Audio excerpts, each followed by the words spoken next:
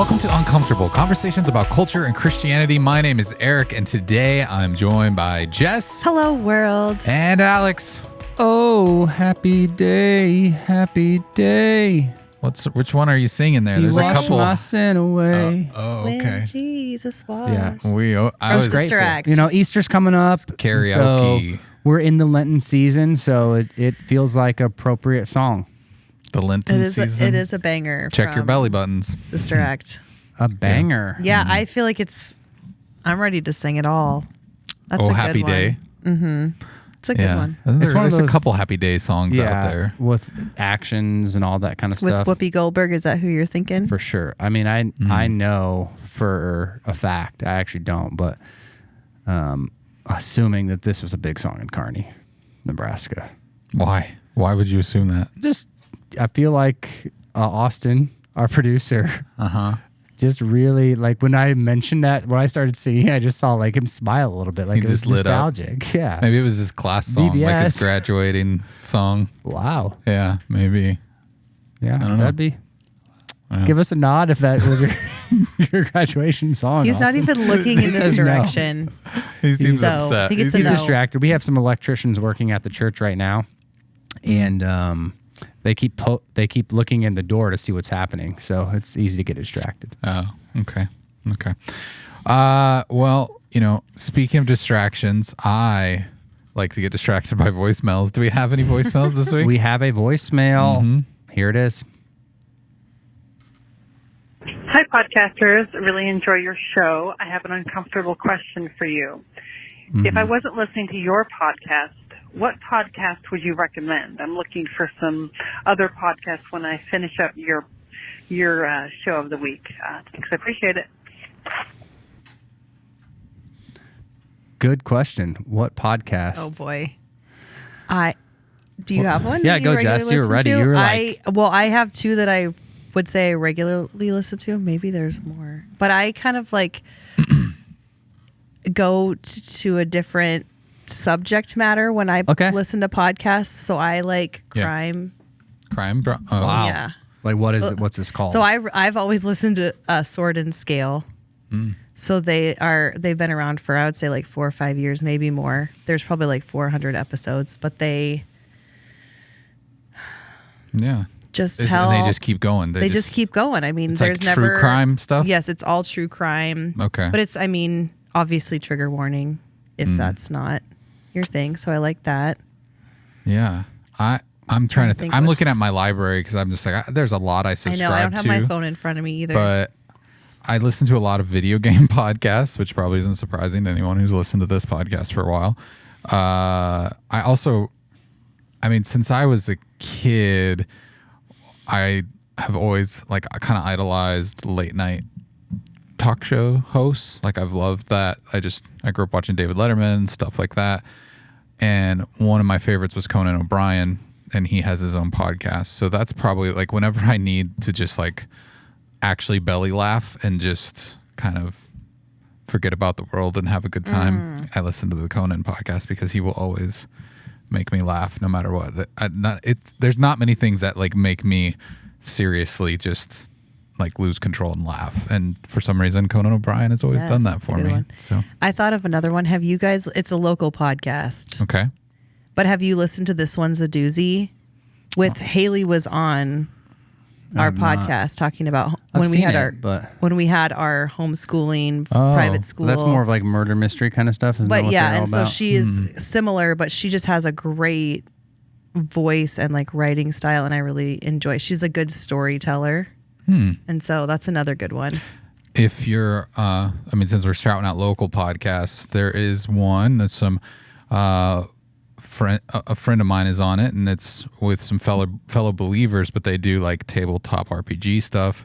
So it's much more clean, family friendly. If you're looking for something like that in that RPG realm, it's called Guaranteed Adventures. That one's out of the Omaha area, so that's a good one. Okay, Alex, what are you listening to? So the Bible Project is probably the one I actually listen to the most, which is super geeky probably, but I like that one. The Holy Post is one that I probably cherry pick a little bit more. Same. Especially depending on the guest and that kind of stuff. Obviously, We had Phil on the show, and it was fun to talk to him about that and what they do. Another one that I highly recommend, and this is one I probably listen to the most frequently.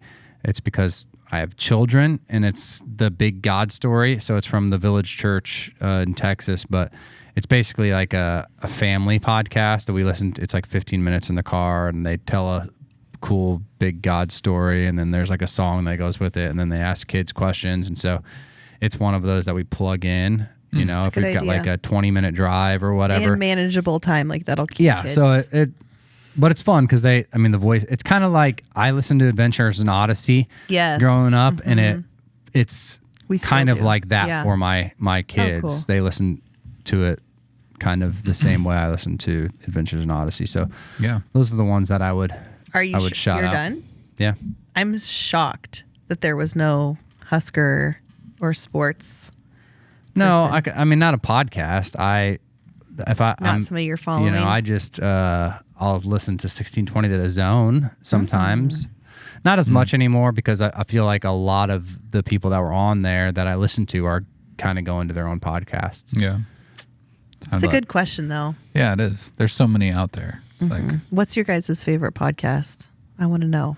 It's this little one out of Omaha called Uncomfortable. Yeah, for sure. Uncomfortable. I saw somebody ask this question at another church, City Light, Kansas City. So I preached there one time, so I followed them on social media, and someone asked this question, or it was like one of the prompts, and I did see our friend Zach did post our podcast. So Zach, thank you for posting that. That is giving us a shout out. So that kind of made me like have a little bit of pride there. So for sure. Yeah. We did it. We made one. We've made it to Kansas one City. person's list. I guess, I don't think I can pick a favorite because I listen. Like Today Explained is very good if you want to like understand what's happening in the world. It's a shorter podcast, but they kind of explain like the current events that are happening and really break it down well. I'd be hard pressed to pick one. Say. I know. I mean, there's a video game podcast I've listened to since like 2007 or something like that. So, I mean, that's probably one of my favorites. But. Sweet. If you do like ours, I don't remember the one that, is it This Cultural Moment or something like that? Relevant Magazine puts out a podcast. So if you're looking for something maybe that's a little more Christian. Culture Matters is another one that I've listened to. Yeah, Culture Matters might be one. the one I was thinking. So, but there is the Relevant podcast too. I'm not sure if that's what they call it. But yeah. Lots of good choices out there, but we're glad that you made this choice to listen to us today. And we are going to be talking about something that I'm kind of new to the term, but I think I'm very familiar with the practice of it, whether I've implemented it myself or experienced it from others. But that phrase is weaponized incompetence. So we're going to be kind of breaking that down and just really discussing this in a lot more detail coming up next.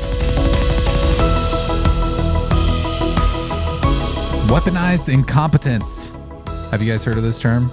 It's trending on TikTok right now, trending in other places. It's certainly something I like as of 3 weeks ago, I had not ever heard of, and I needed to kind of ask for an explanation. But makes sense. I mean, we have to label everything, it seems like nowadays. And sometimes it is helpful, sincerely. Like, once I heard it described, I'm like, yeah, that makes sense. It makes sense. I guess there's a label to it, but I just called it lazy and apathetic, I guess, before. Yeah. But anyway. Yeah. I've heard of it before. I think that we're in where our culture is we want to know why things are happening and what they're called. And so I think that that's why things in terms like this are trending more often. Yeah, it's kind of like identifying the problem and being able to call it what it is and help people understand. I mean, I've seen some weird, probably unhealthy examples of people demonstrating it. I think I came across one TikTok where a mom was almost berating her son, who was probably younger, I don't know, maybe around 10 or something, because he was kind of being lazy doing some chores in the yard. And she's filming it for one, and then telling him he is using weaponized incompetence. And I'm just thinking like, okay, all right, this is probably not what we want to do. And so, yeah, and I think our hope with this podcast is to never do that either. We're not like equipping people with ammunition, but I do think it's one of those things to be aware of, because sometimes giving something a name, it's not really making it more powerful, but it helps you understand what's happening and hopefully talk through that with someone, even though that's going to be a challenge, because as you learn what this is with us today, I think you're going to realize these conversations, especially with a spouse or a close friend or a family member, coworker, or a coworker, could be very, very challenging. So this is one definition of weaponized incompetence, and it says here, weaponized incompetence is when a person deliberately does a task poorly to avoid having to do that action again in the future, or putting the responsibility on the task on another person to complete. It's also known as manipulative incompetence, strategic incompetence, toxic incompetence, or deceptive incompetence. And I know there's some other examples that Jess, you had brought one with you, like more of an example of it happening. I have more of an example so we can kind of empathize a little bit more. So picture this moment. After a long day at work, your partner asks you if you could pick up some things from the grocery store. You're tired, but you remember that last time that they went themselves, they didn't get half the list because they couldn't find some of the items. So you go back and grab the rest of the food. Once you return home from errands, you wind up making dinner since they are a self-professed bad cook. Then you end the night putting away the dishes since your partner proclaims that they are not the greatest at loading the dishwasher, so it's better if you start it. So pushing off these domestic tasks once in a while isn't a big deal. Maybe if you're feeling lazy or something, or it's a once or not very often thing. But if they're consistently demonstrating this behavior, these one-sided actions can actually be weaponized incontinence in action. Incompetence. Did I say incontinence? Incompetence. I feel like it's so easy to say. Weaponized incontinence would be a completely different thing. I know. That'll be a different episode. Can you imagine? That could be like revenge. But don't. Just weaponized incompetence. Yep, there we go. Yes. And I think it's like also an inequality too. But. Yeah. It's true. So let's talk a little bit about some of the warning signs. What I think both examples, or definition and example that we read, definitely highlight some of those. We prepared a list of some of these, but if any pop off the top of your head, just go ahead and say them. But like your example, some of the signs are they do simple tasks badly. So that's something I think you can picture in lots of different situations even. So this obviously what I read was a relationship, but even like in the workplace. And I guess there's times where roommates in this conversation, there could just be assumption on both, sides. I think of an example where I could be a person that really doesn't care which way the toilet paper roll goes. Ooh, and then fresh. You all are like, no, there actually is a way that this should go. And so because I don't really care and because I didn't know for so long, you could have been, assuming as a spouse, like if one of you were my spouse or whatever, you could have assumed like, I'm just going to always put the toilet paper on because he just never knows how to do it. Okay. And part of it is if I never knew, which I never did, like that's still incompetence and ignorance are two different things. And so I think it's important in this definition, as we're talking about it, someone that's simply doing tasks badly, and it seems like as we talk about it, there's somebody doing this on purpose in some kind of way. They're purposefully, shortchanging something or not doing it as well so they can get out of a task, rather than, I think it's important to separate it from someone honestly being ignorant. Yeah. And so that's where we should have maybe some grace or talk to somebody about this and not just assume you're bad at this because you just are bad at it and you're trying to be lazy. I mean, especially in couples, because we grew up in two different houses. And so maybe, I see this a lot from people, like the definition of clean between two different families can be very different. One family's like, no, I cleaned the room. The husband's like, I moved everything out of the way. And a wife's like, no, cleaning the room is, the bed is made, nothing's on the floor. And so unless you have that conversation about some of these things, I don't think you can fully just label it weaponized incompetence, which I just think that's important.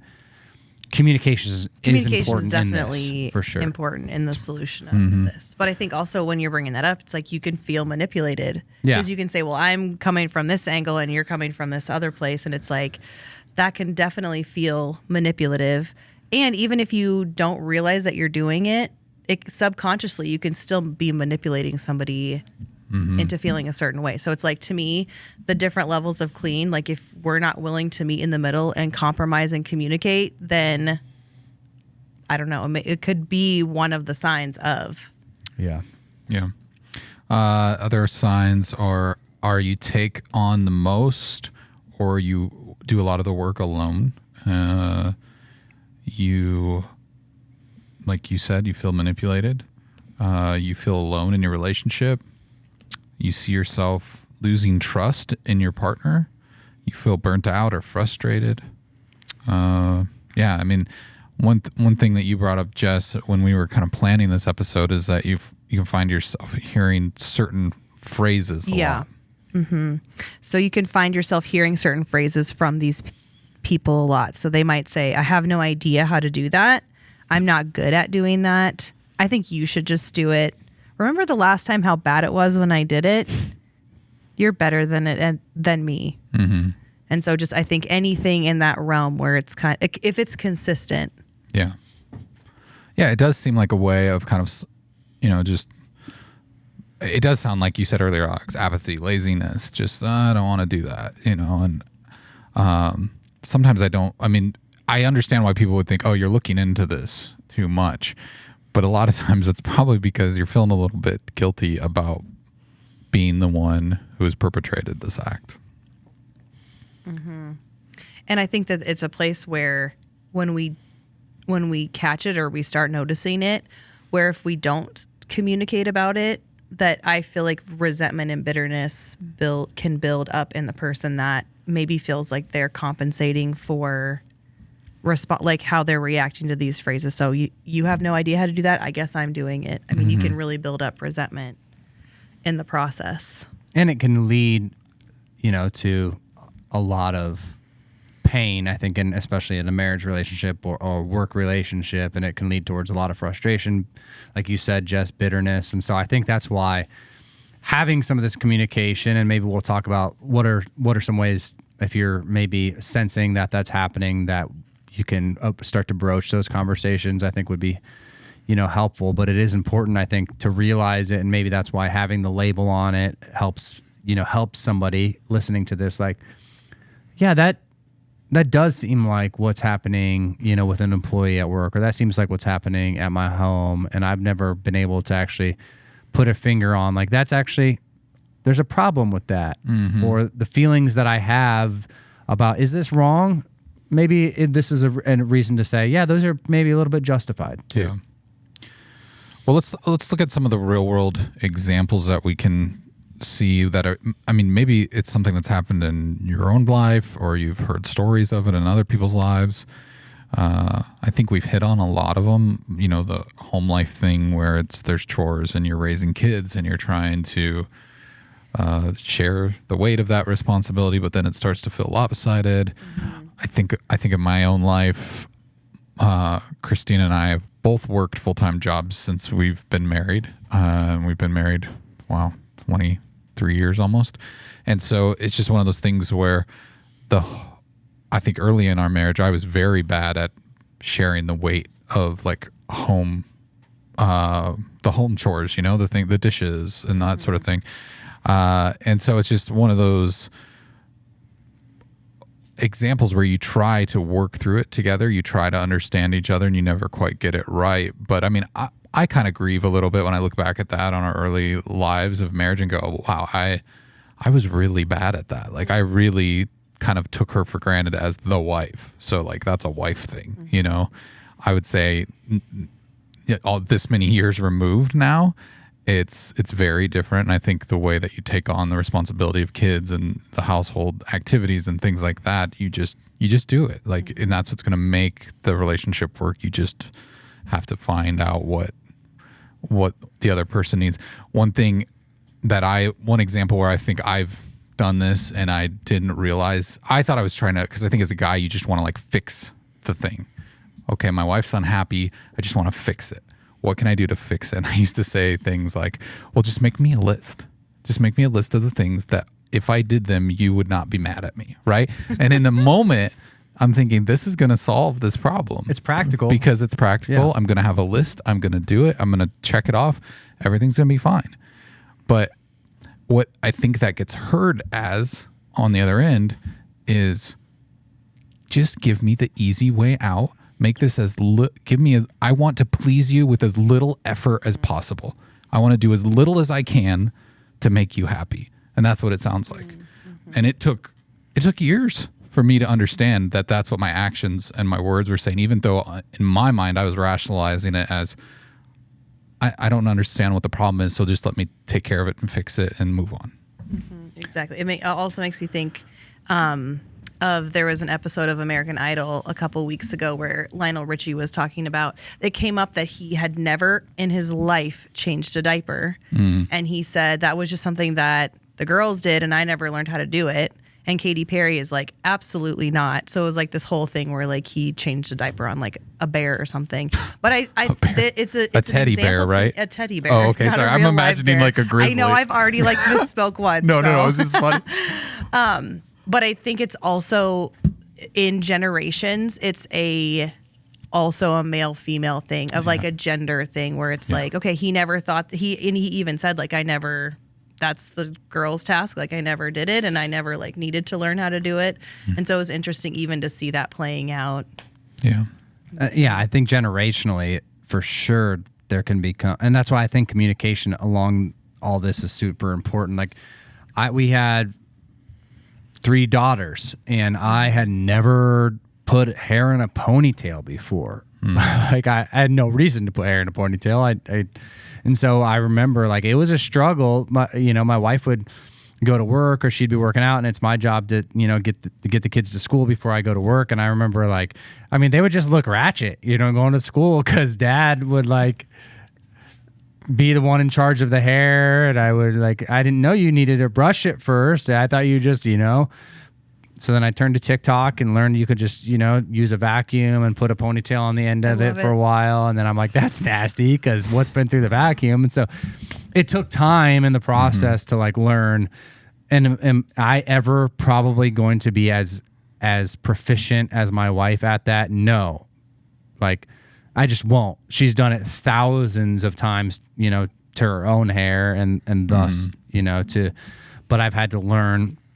Okay, well, there's just days where it's PE day or for whatever reason, the girls need to have their hair in a ponytail, and I just have to learn and be gracious, about that. But I'll never forget, one time we were in Colorado. It was like a family fishing trip. My wife and I, maybe we had just gotten married or whatever, and dinner had finished, and my grandpa was like, all right, ladies, the guys are going to go fishing, and you do the dishes. And my wife was just taken aback.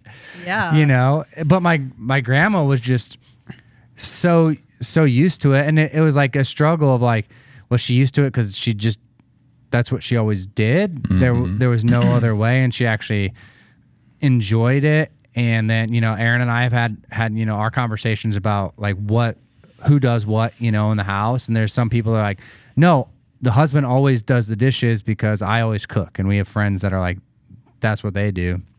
But for us, a lot of the times I get home later. And so Aaron is dealing with the kids and doing all of that. So for her, doing the dishes is somewhat of a break. It's a different kind of task. Mm-hmm. And so she's like, I need you to go. I would rather have the dishes. Need you to go play with the kids and entertain them and have some dad time right now than do the dishes. I want you to help clean out the table and make sure everything gets to the right spot, but I just need to breathe, and this is a way I can breathe. And so somebody could come into our house and just assume like we have a couples over or whatever, and Aaron goes and does that because it's typically what happens, and then I go run out and play with the kids, and it could be assumed automatically because of a different paradigm and how another family does it that I'm weaponizing that, as an incompetence. Yeah. But so I think that's where we can over assume that about somebody else's relationship or generationally or whatever. Well, and I would hope that also people aren't just assuming that about others that aren't in their own immediate, you know what I mean? That would be our hope, that they're not just labeling other couples or other people with that unless it is something directly affecting you. In that, you know what I mean, relationally. I think that's important though. Yeah. But if I mention like in a conversation, I don't ever do the dishes at home. Well, I mean, it's never, somebody at work could be a triggering thing, a gasp thing, like Alex is, what a jerk. Mm-hmm. You don't ever do the dishes at home. I'm not going to. Did you hear what Alex, that Alex never does the dishes? And he's not going to live that down. Yeah. So put that as our clip this week. But. Yeah. No, it's true. I think our kids are at the age now where they have an allowance and that's the dishes are their job. So that's probably like saved our marriage for all I know. I don't know. Just because we haven't had to share that. It is such a thing that you can be judgmental about, because I think it's like there's just like this inner rage that you almost feel with like the subject matter. Yeah. And so if it's a big deal to you and you're like wanting to care for a friend and you're like, your husband doesn't do dishes, like that's a point of frustration in our marriage, and so we can overlay that. Mm-hmm. Yeah. And so then some people are okay with it. Mm-hmm. So what are some other real world examples outside of the home or outside of maybe a married relationship? I think work comes to mind, whether it's the person who doesn't want to learn the new procedure, so they just hand it off to the other person because, I guess they're lazy or they don't, think they have the time to learn it. Or I think of one of maybe the coworker who doesn't want to take the time to learn the new software because they just don't think they can be bothered with that, even though that might benefit the team as a whole. They're just like, that's not for me, or maybe I'm out of touch. That's for the young kids or whatever it might be. I think there's a lot of examples that you see in the workplace of people, sloughing off on their responsibilities because, I can't do that.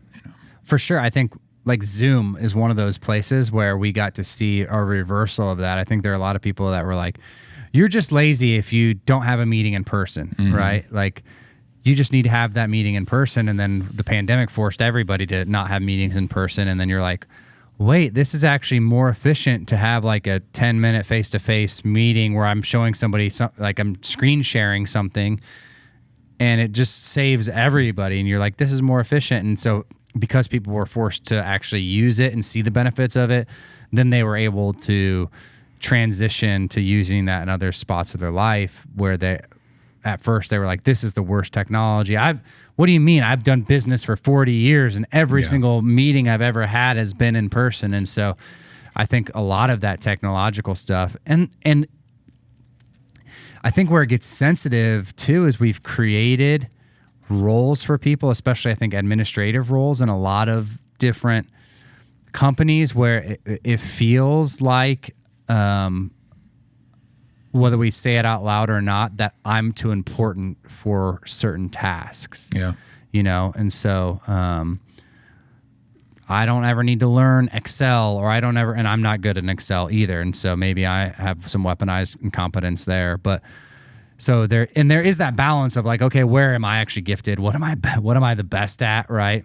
Yeah. I'm sure there's a lot of different examples we can find in the workplace. Are there any others? Jess, did you have any examples that you've thought of? I was just thinking when Alex was talking that I have a family member that I was just talking with that has a coworker that gets to meetings because they have like like meetings where they pass like the day's tasks out, and this person gets to work early and takes all the easy tasks and says that they have poor time management. And they're better at the easier tasks, like they can get it done. And so they can't take the bigger jobs. So it's like an early bird gets the worm situation. But I think it's also like, and then people are like, well, how come you're taking these smaller jobs? Like, can you help with this one? Oh, well, I like bad at time management. Like that's like really difficult. And so I just think how can we all relate to something similar where maybe there's somebody that's doing that in our workplace or in our life that you could step up. Maybe you are that person that's doing the taking of the easier tasks for sure, using incompetence. Yeah. Well, so we talked about home life and work life, but I think another example of it that we can find is an intimacy between couples. And I guess that probably needs some explaining. What I mean by that is, one example is maybe a spouse says, "Oh, I'm bad at sex," and kind of uses that as an excuse not to engage with the other spouse. Or I think men specifically sometimes are taught even by society that sex is a release from stress or anxiety or whatever, and they earned it because they had a stressful day, and because they're not capable of acknowledging that there are probably other ways to deal with that, it almost gets put on the spouse to go, okay, well, we have to do this because I've just had such a stressful day and I need that release or whatever. And then in some ways there's that incompetence of going, okay, you need to be responsible for your feelings and your emotions as well, and not just pawn that off on your spouse. And it makes me think, even with you using sex as an example, how many of these different areas are learned and that have been passed down. And I mean, I think some are obviously gender roles of like, okay, I need you to do this for me. But I also think like it's such an area for sin to develop and for like sin cycles, like in families or like in your own personal life, to be perpetuated and passed down. And I think that that's where it becomes the heart issue. Like that's where we find the heart issue is, why are we doing these things? Why are you doing this? Why are you staying in this cycle? Yeah, and I think that's why it's important to distinguish, like I said earlier, between ignorance and incompetence, because a lot of times it could literally be ignorance by, like, that's just what it always looked like in my life. I even think like innocence. Yeah. And it's so like it's ignorant, and like not like a chosen ignorance, but like, no, that's what it looked like. So much of relational conflict happens because of unmet expectations, like that, whether it's a spouse or somebody that we're working with. And a lot of those unmet expectations are because we've put expectations on someone based off of maybe how we've seen it in our own home, or based off of an interview and how good somebody was in an interview or whatever that is. And so we project expectations that we have on somebody, and they don't meet those expectations. And both of us are innocent, in that, like, our expectations come from us. Maybe our last boss did something a certain way, and so we expect this other person's going to have those same traits. Yeah. And so that's why communication in all of this, and not just assuming the worst about people, is difficult. But I think in Scripture, if there's a place to turn to, James gives a lot of wisdom. It's a book that a lot of people maybe say is the Proverbs, the wisdom book of the New Testament. And there's a famous passage, 4:17 specifically, is this: if anyone then knows the good they ought to do and doesn't do it, it's a sin for them. And so I think when we're having this conversation, and to back up a little bit more about this whole verse, 13 through 17 is talking about boasting about tomorrow. And so it says this: now listen, you who say today or tomorrow we will go out to this or to that city and spend a year there, carry on in business and make money.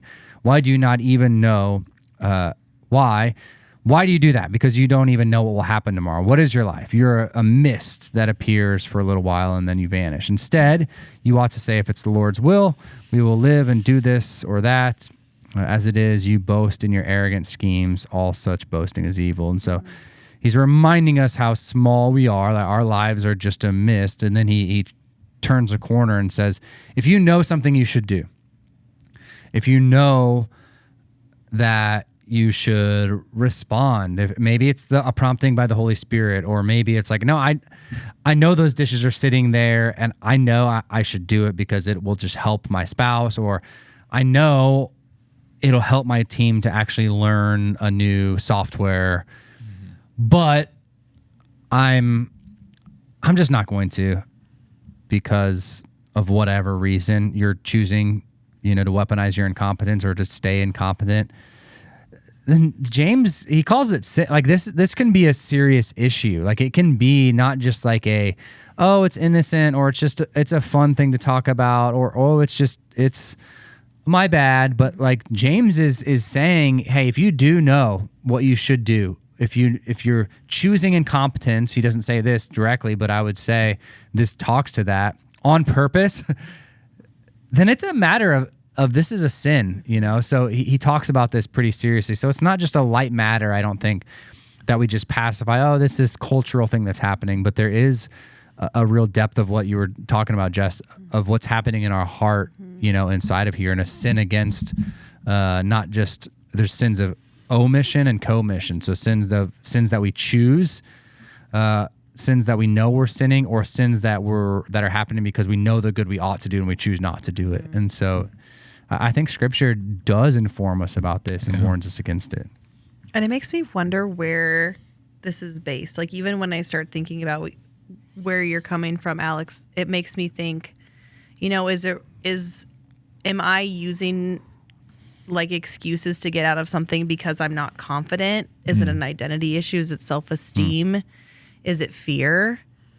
Like, I'm just so curious where it can be rooted in. And I mean, maybe it's a bunch of different places. Maybe it can be a bunch of, depending on the person, insecurities. Yeah. Or maybe just lazy or wanting to get out of it. I don't know. So how do you think we approach this with someone? If we identify it, and Alex, I think you've said it several times that, maybe we've gone past that this isn't just they're uneducated or they're ignorant. Like, let's say we're past that point. Yeah. We know this feels intentional.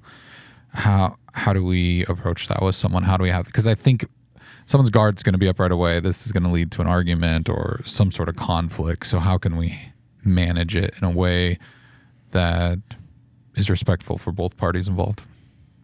Every article or everywhere that I searched when we were researching this topic led with communication. Like you were saying, Alex, is one of the number one ways to start working through this with somebody. And I think that can be exhortation. I think it can be sitting down and asking your partner to have a conversation.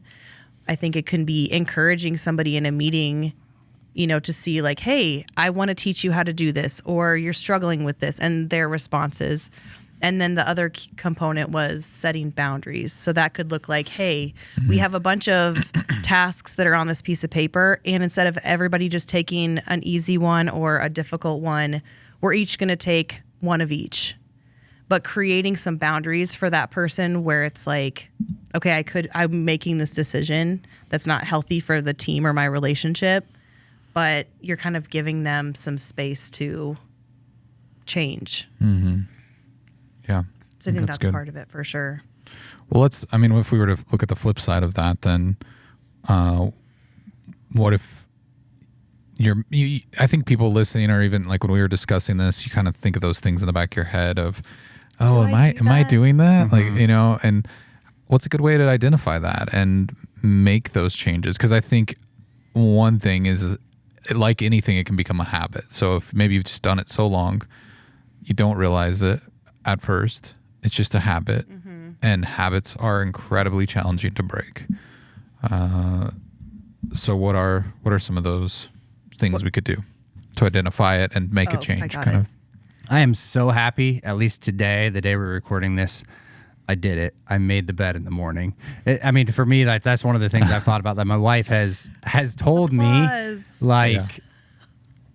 and literally it does not ever take me more than like 1 minute of my day. Yeah. It doesn't, but I get busy, a lot of times, like I said, Erin's either, subbing somewhere, or that's the time she gets to work out. So I'm like getting ready, getting the kids there, and she's not there holding my hand, making sure everything happens. Yeah. And there's like every day goes by, and I'm like, I know that my wife, that this would be meaningful, for me to do that. She's communicated it clearly. I know how to make the bed. I could even ask a kid to come and help me and maybe make it quicker. Usually not. It's more of a task, but it's literally a daily self-sacrifice. It's a daily heart check of like, and I know I'll use the excuse. It was crazy. You should have been here this morning. The kids, the kids are crazy. It's one kid didn't have their shoes tied. I had to fill up this person's water. They spilled cereal all over. And so some of it's just like, buck up and take responsibility, Alex, and invite the Spirit to convict you of that. And stack good days. You're gonna have mess up ones, but do what you can to continue to stack good days and just be honest. Don't I spend more time making up excuses than it would take me to make the bed, right? And so just do it. That is the first step a lot of times. It's also self-awareness of why are you doing it? Are you not making the bed because you know that Erin's going to make it? I know I'm not. It was kind of rhetorical. But I do know if I don't, I'll. But I mean, not to throw you under the bus, but that's an example of sometimes we think that our roommate, our partner, somebody at work, someone else is going to do it if I don't do it, and so I think that that's one thing. I also think that there's this piece of when this is illuminated for us, if we start getting anxiety, there's a feeling that comes with this.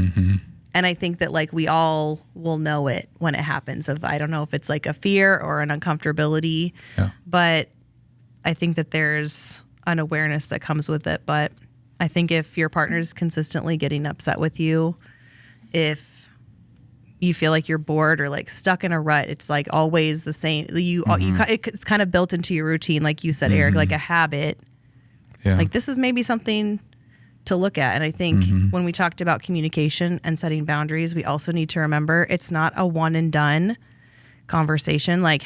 Having a bad habit like this, or I would say it even turns into a lifestyle. It's this is going to be revisited, and it's probably a conversation if you're around somebody that's like this, that don't be disheartened, but that you have to continue to have the conversation. Yeah, and some of the other warning signs might be if you resent being asked to do something and it's maybe the same thing over and over again. You get upset easily with your partner over the same thing each week, or if you feel threatened by change in general. And sometimes I think that's a problem because if you're in a rut, the only way to get out of the rut is to make a change. And I think for people who struggle with change, that's going to be really challenging. I think, especially in a work environment, I think a lot of times the people that are least resistant to the next change were the people that were some of the biggest change agents in the last, they were the one that led really the charge. Yeah. And so, and in their defense, it was fruitful. The reason that they value it so much is because that's been a fruitful piece of technology, or it's been something that's allowed them to be effective in their job. Procedure, any of those types of things. And so a lot of times that's, again, where I think we can, when two different worlds collide or two different generations collide, we can't assume the worst of people. I think Brene Brown talks about this all the time, the scripts that we write in our own heads about other people. So I think approaching a lot of this with grace and help me understand and communication is so key if you actually do want to make big strides in this area. Yeah, great. Are there any final takeaways, any way we want to put a bow on this today? I think anytime we have conversations like this, one of my cautions is to not go witch hunting. So sometimes we give a label to something, and so I don't want somebody to go around and think about, we said we did a little bit. You're like, oh no, where am I guilty of this? And that can be all consuming. And you're like, no, I'm not going to make up a problem in my relationship that doesn't actually exist.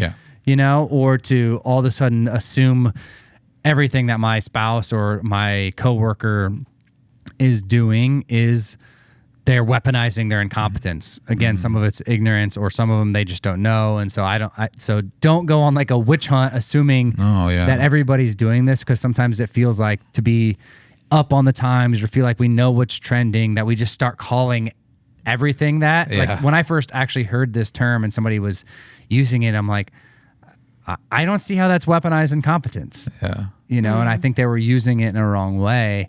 And so, just don't go on a witch hunt and make something up. Well, and if it is something like that, correct me if I'm wrong, but I think there's going to be warning signs. So you shouldn't have to go looking for examples of this in your relationships.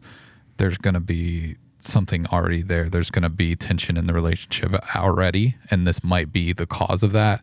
And identifying that's going to help you kind of work backwards to resolving the situation. Mm-hmm. And just remembering that it can negatively affect even the best relationships. Mm-hmm. And I think part of it is that it brings up conflict, and that's never fun.